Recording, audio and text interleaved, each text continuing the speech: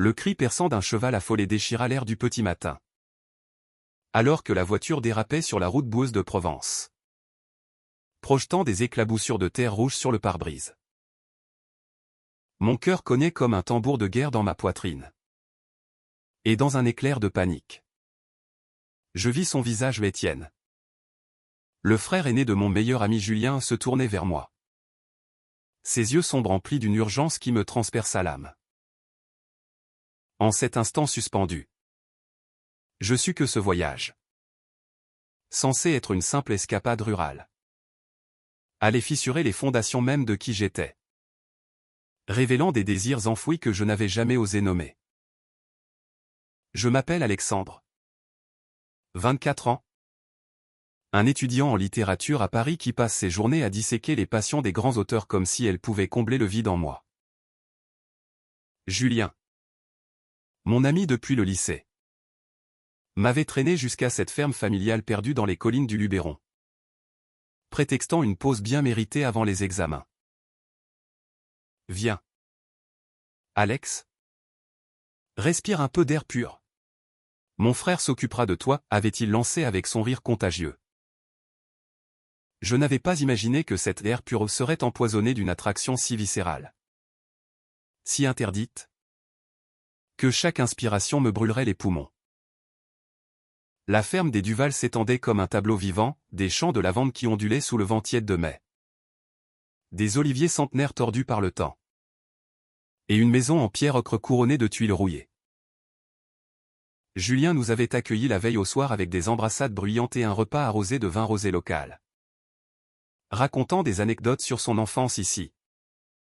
Tandis qu'Étienne, assis en retrait à la table massive en chêne, observait en silence. Il avait 26 ans. Ce frère aîné que Julien idolâtrait. Un colosse aux épaules larges forgé par des années de labeur au champ. Ses cheveux noirs coupés courts encadraient un visage marqué par le soleil, avec une barbe naissante qui soulignait une mâchoire carrée, et des yeux d'un brun profond, comme la terre fertile qu'il cultivait. Français jusqu'au bout des ongles. Né et élevé dans ce coin de Provence où les traditions se mêlent à la rébellion discrète, Étienne dégageait une aura de force tranquille, presque sauvage, qui me mettait mal à l'aise. Ou était-ce autre chose? Un frisson que je refusais d'admettre? Le lendemain, l'accident avec le cheval avait tout précipité. Nous aidions à sortir les bêtes de l'écurie quand l'animal, paniqué par un orage lointain, s'était cabré. La voiture de location, garée trop près, avait glissé dans la pente. Étienne m'avait plaqué au sol d'un geste instinctif, son corps couvrant le mien comme un bouclier vivant. Allongé dans la boue, nos souffles haletants se mêlant, je sentis pour la première fois la chaleur de sa peau à travers sa chemise trempée, le poids rassurant de ses muscles contre mes côtes frêles. T'es dingue de venir ici sans savoir te débrouiller, murmura-t-il d'une voix rauque. Ses lèvres si proches des miennes que je pouvais en goûter le sel. Je rougis, balbutiant une excuse. Mais il se releva d'un bond, tendant la main pour m'aider. Ses doigts calleux enveloppant les miens avec une fermeté qui envoya une décharge électrique le long de mon bras. Julien, heureusement indemne, éclata de rire pour détendre l'atmosphère. Mais je voyais bien qu'Étienne m'évitait le regard le reste de la matinée. Tandis que nous réparions la clôture endommagée, moi maladroit avec le marteau, lui expert dans chaque coup précis. Une tension palpable s'installa. La Provence, avec son ciel azur impitoyable et ses vents chargés d'odeurs de thym et de terre chaude, semblait conspirer pour nous isoler. Julien s'éclipsa pour une course en ville, nous laissant seuls sous le soleil implacable. Pourquoi t'es vraiment venu? Alexandre, demanda Étienne soudain, essuyant la sueur de son front d'un revers de manche. Sa question me prit au dépourvu, je bredouillais quelque chose sur l'amitié, sur le besoin d'échapper à la grisaille parisienne. Mais ses yeux, Ses yeux qui fouillaient comme s'ils lisaient en moi me firent trébucher sur mes mots. Paris. C'est pas fait pour les types comme nous, ajouta-t-il à voix basse. Et je me demandais ce qu'il voulait dire par nous. Ce soir-là, autour du feu de camp que nous avions allumé dans la cour, les ombres dansantes des flammes jouaient sur son visage, accentuant les lignes de fatigue et de désir refoulés. Julien, épuisé par sa journée, s'était retiré tôt, nous abandonnant à la nuit étoilée. Étienne sortit une bouteille de pastis. Et nous bûmes en silence d'abord. Puis les mots coulèrent comme l'anis amer, son enfance rude. La mort prématurée de leur père qui l'avait forcé à reprendre la ferme à 18 ans. Son refus des avances des filles du village parce que rien ne collait. Je partageais mes propres tourments les nuits solitaires à Paris. Les flirts éphémères avec des femmes qui me laissaient vide. La peur grandissante d'un secret que je portais comme un fardeau. Et si c'était pas un secret, murmura-t-il, sa main effleurant la mienne sur le bois rugueux du banc. Le monde s'arrêta, mon cœur hurla un oui muet. Et nos lèvres se trouvèrent dans un baiser fiévreux, salé de larmes et de pastis, sous le regard indifférent des étoiles provençales. Mais l'euphorie fut de courte durée. Le lendemain, Julien revint de sa course avec un air sombre, portant une lettre froissée de leur oncle. Un homme conservateur qui menaçait de vendre la ferme si Étienne ne se rangeait pas, sous-entendu, en se mariant avec une voisine convenable. La nouvelle nous frappa comme un coup de tonnerre. Étienne blêmit, ses poings se serrant jusqu'à blanchir les jointures. Il sait rien de moi. Et il saura jamais, grogna-t-il. Mais je voyais la peur dans ses yeux. La peur de perdre cet héritage. Cette terre qui était sa peau. Julien, inconscient de la tempête qui couvait entre nous, proposa de confronter l'oncle. Mais Étienne refusa, prétextant un besoin de solitude. Il s'enfuit vers les champs, me laissant seul avec un tourbillon d'émotions, amour naissant, culpabilité envers mon ami, et la terrifiante réalisation que ce que nous avions allumé pouvait tout consumer. Les jours suivants furent un supplice exquis. Par des regards volés pendant les repas. Par des excuses pour nous isoler lors des corvées, réparer un mur. Cueillir des olives. Nous volions des moments volés. Une après-midi. Cachés dans une remise oubliée. Nos corps s'entrelacèrent avec une urgence désespérée. Ses mains explorant ma peau comme s'il cartographiait un trésor perdu. Alexandre. T'es ma lumière dans cette obscurité, souffla-t-il contre mon cou. Et je me sentis vivant pour la première fois. Aimé non pas malgré moi, mais pour ce que j'étais vraiment. Pourtant, la kermesse du village approchait. Un événement où l'oncle serait présent, forçant Étienne à jouer un rôle. Je le vis se refermer. Son rire forcé masquant une angoisse qui me rongeait. La nuit avant la kermesse. Incapable de dormir. Je sortis errer dans les vignes. Étienne me rejoignit. Silhouette sombre contre la lune montante. Je peux pas te perdre, avoua-t-il. Sa voix brisée. Nous parlâmes des heures. De nos peurs, lui.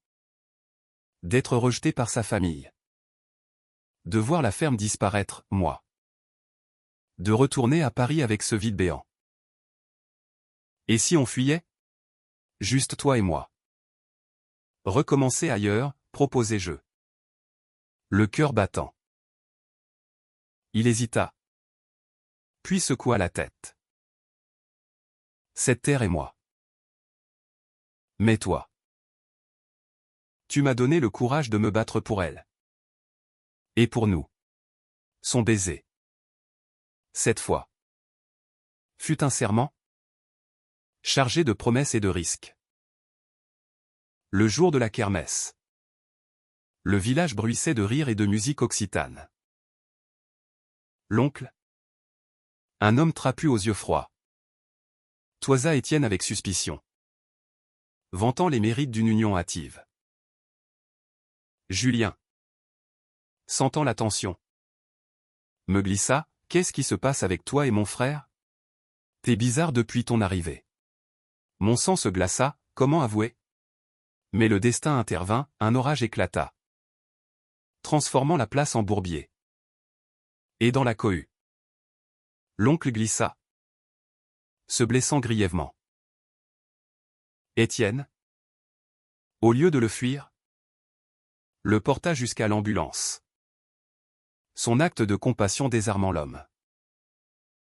Plus tard, seul avec son neveu, l'oncle murmura des excuses larmoyantes, avouant sa propre solitude, et promit de reconsidérer la vente.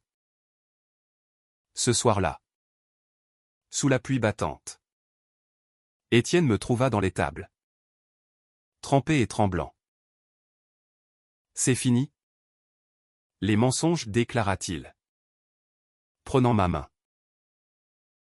Devant Julien, qui l'avait convoqué. Il raconta tout, notre amour.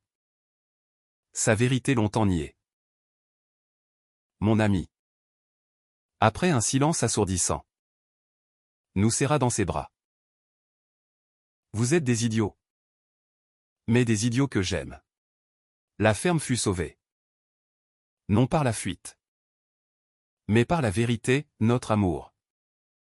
Forgé dans la boue et les tempêtes, devint le pilier d'une famille recomposée.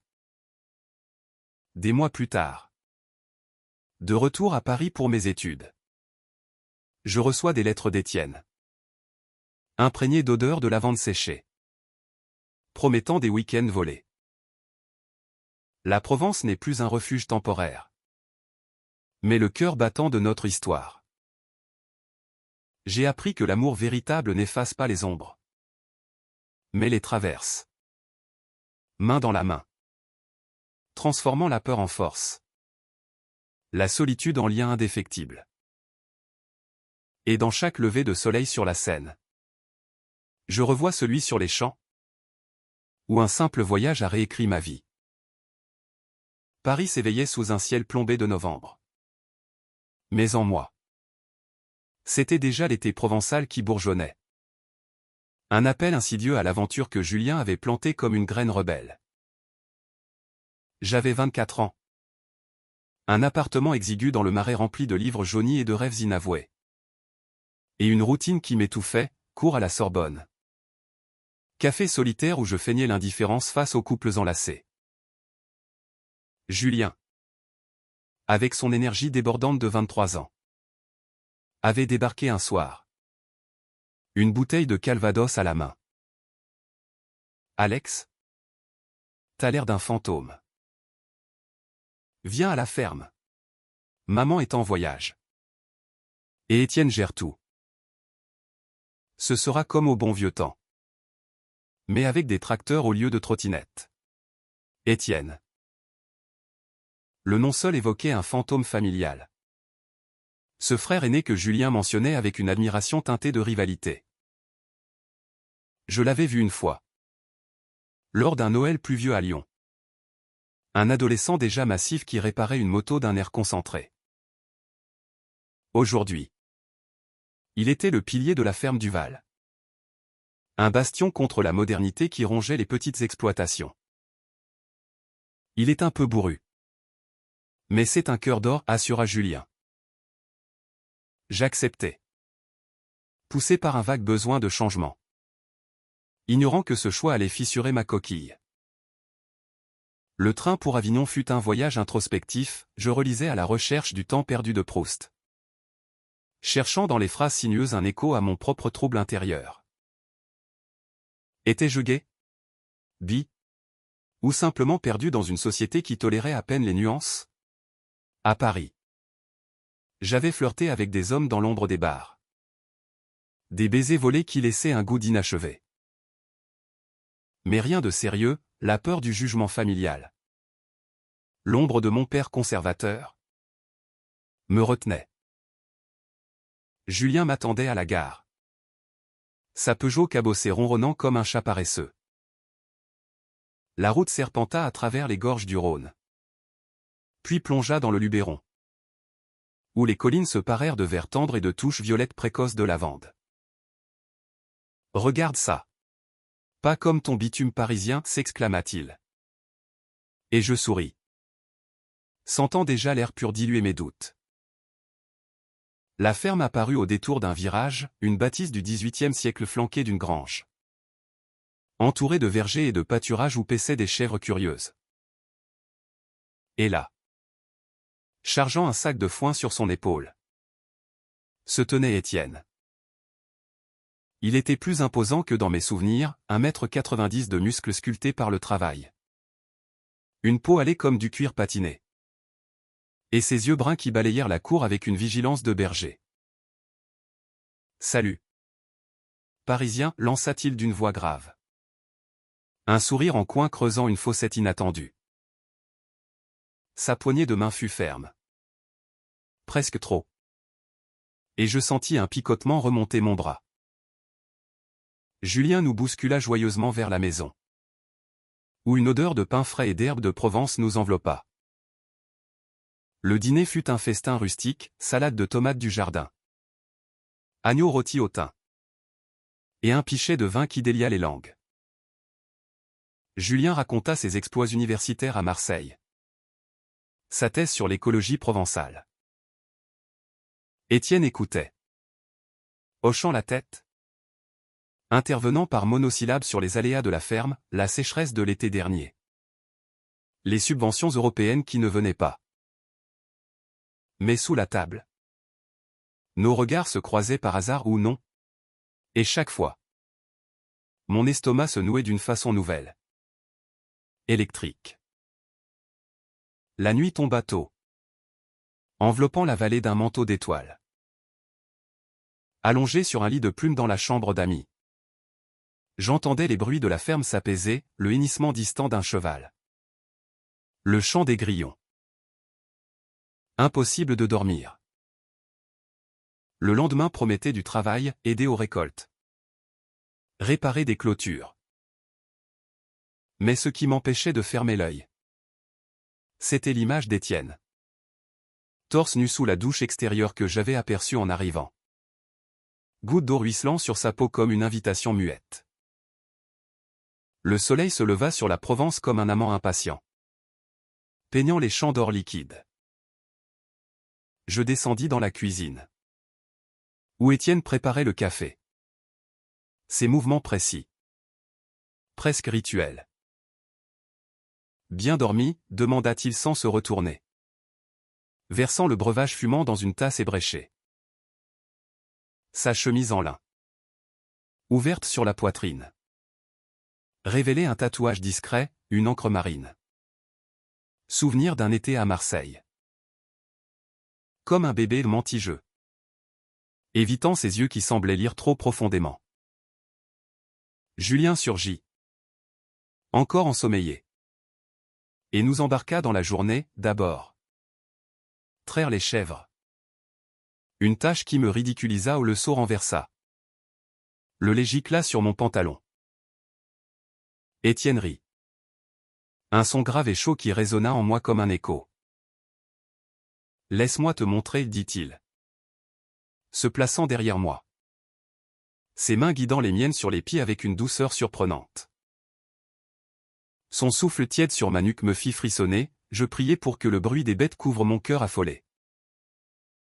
C'est pas si dur. Hein, murmura-t-il. Et je hochai la tête, muet, sentant la proximité de son corps comme une promesse. Midi nous trouva sous un olivier centenaire. Pique-nique improvisé, pain croustillant, fromage de chèvre frais, olives noires. Julien s'allongea pour une sieste, ronflant bientôt comme un tracteur. Étienne et moi restâmes assis, bac contre le tronc rugueux. Raconte-moi Paris, demanda-t-il, arrachant une herbe qu'il mâchonna pensivement. Je parlais des boulevards bondés. Des nuits blanches à écrire des poèmes sur des amours impossibles. Omettant les détails les plus intimes. Il écouta. Puis confia, ici.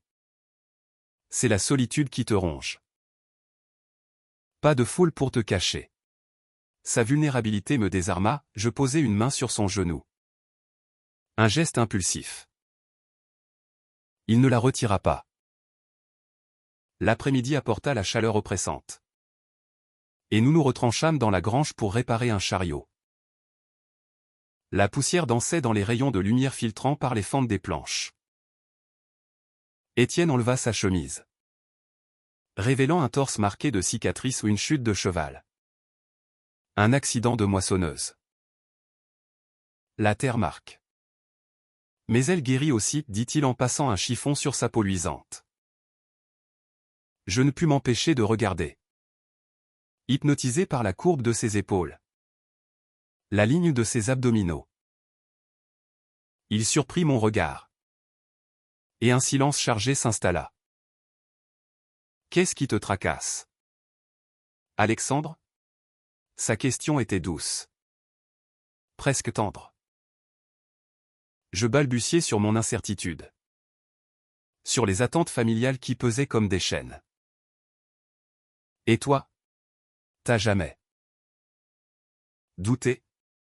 Il hésita. Puis, tous les jours. Mais ici, on enterre les doutes sous la terre labourée. Nos mains se frôlèrent sur une planche de bois. Et le temps s'étira. Julien nous appela depuis la cour, brisant le sortilège. Mais le feu était allumé. Le soir, une promenade au crépuscule le long d'un sentier bordé de cyprès. Julien traînait en arrière, captivé par son téléphone. Étienne et moi marchions côte à côte, nos épaules se touchant presque. « Merci d'être venu, dit-il soudain.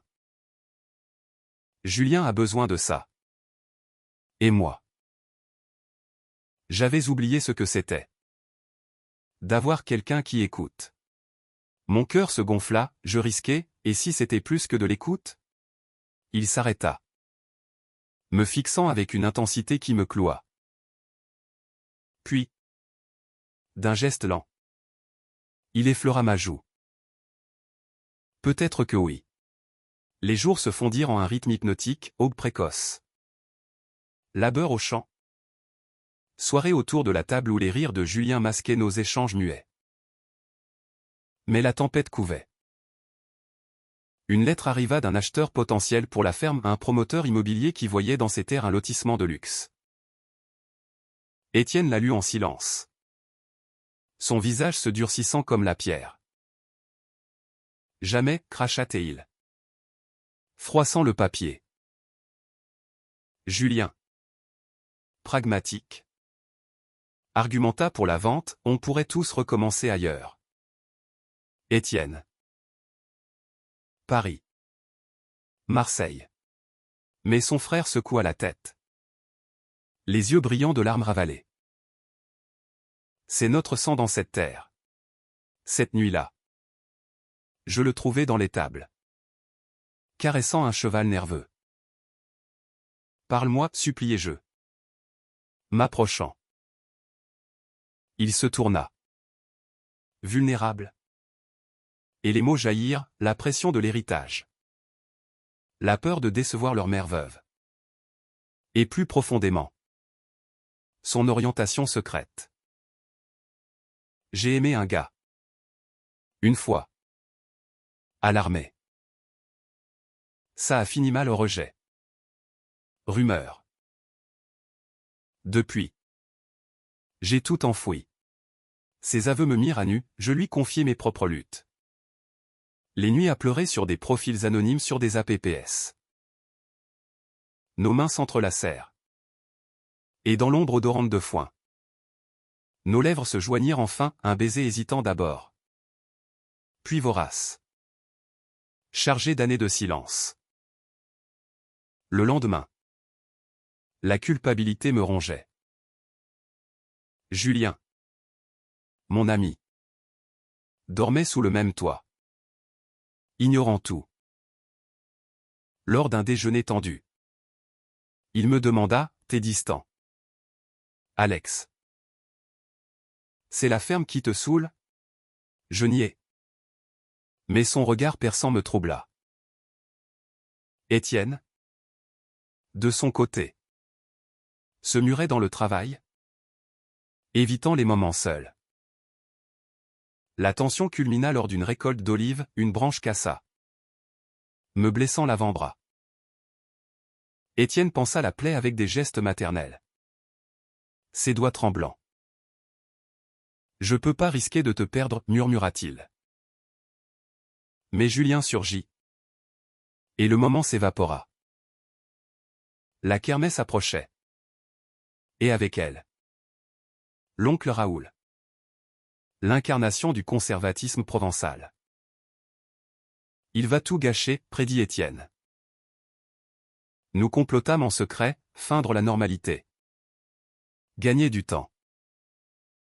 Mais l'amour, ce feu, brûlait trop fort pour être contenu. L'oncle Raoul arriva comme un vent du nord. Sa Mercedes rutilante contrastant avec la poussière de la cour. 50 ans. Moustache grise. Costume mal taillé. Il serra Étienne dans une étreinte raide.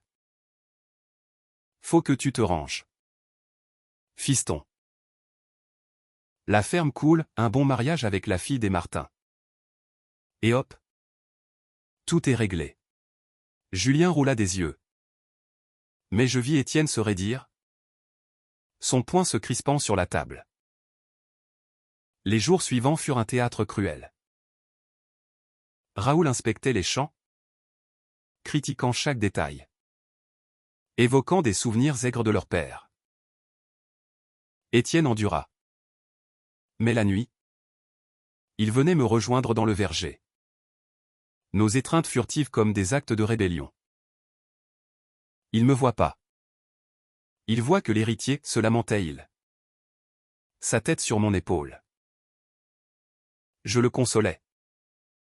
Nos corps fusionnant dans l'herbe humide.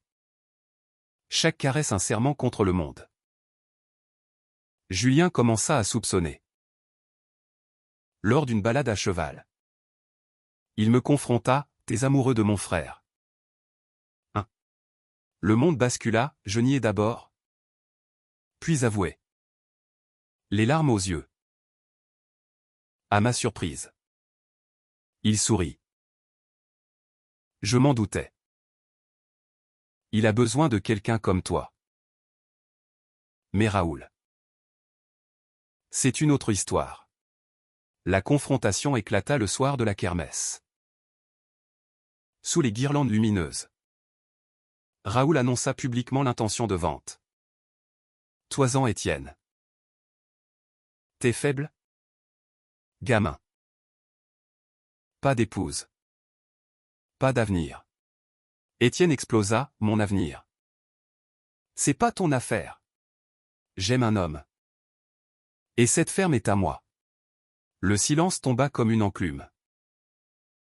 Raoul blêmit. Julien intervint. Et je restai figé. Le cœur en lambeaux.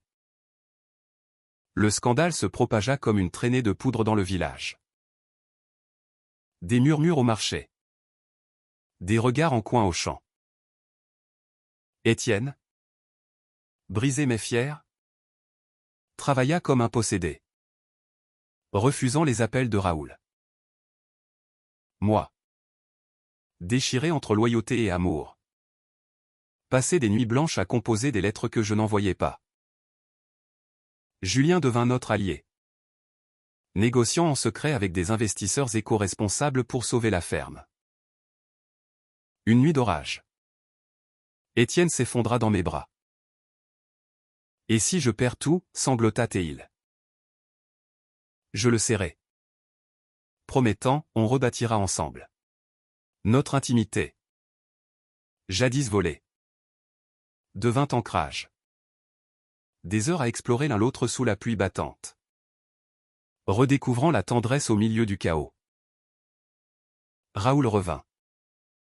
Non pour accuser, mais pour supplier, un AVC l'avait adouci, lui révélant sa propre solitude.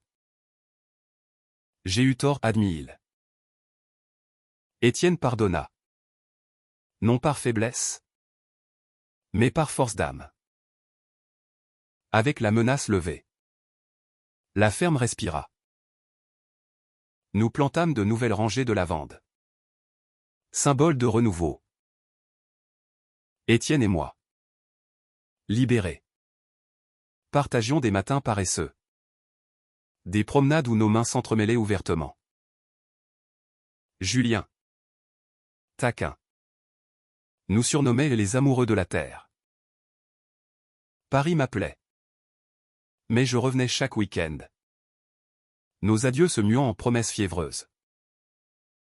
Un été, sous un ciel de feux d'artifice, Étienne me demanda en mariage non avec un anneau, mais avec une branche d'olivier. Veux-tu être mon partenaire? Dans la vie et la terre? Les larmes coulèrent, oui. 1000 fois oui. Les années passèrent, la ferme prospéra. Un gîte éco pour touristes LGBT-friendly naquit de nos idées. Mais les ombres revinrent, un voisin homophobe vandalisa les champs. Une crise économique menaça. À chaque fois, notre amour tint bon, forgé dans l'adversité. Julien se maria, nous invitant comme témoins, scellant notre famille élargie. Ma thèse sur l'amour queer en littérature provençale fut publiée. Dédiée à Étienne, à celui qui a labouré mon cœur. Aujourd'hui, à 30 ans, je vis entre Paris et la ferme, enseignant la littérature tout en aidant aux récoltes. Étienne, toujours ce colosse tendre, m'attend chaque soir avec un baiser salé de sueur. Notre amour, né d'un voyage innocent, a semé des graines de tolérance, des ateliers pour jeunes queers. Une communauté qui fleurit comme la lavande.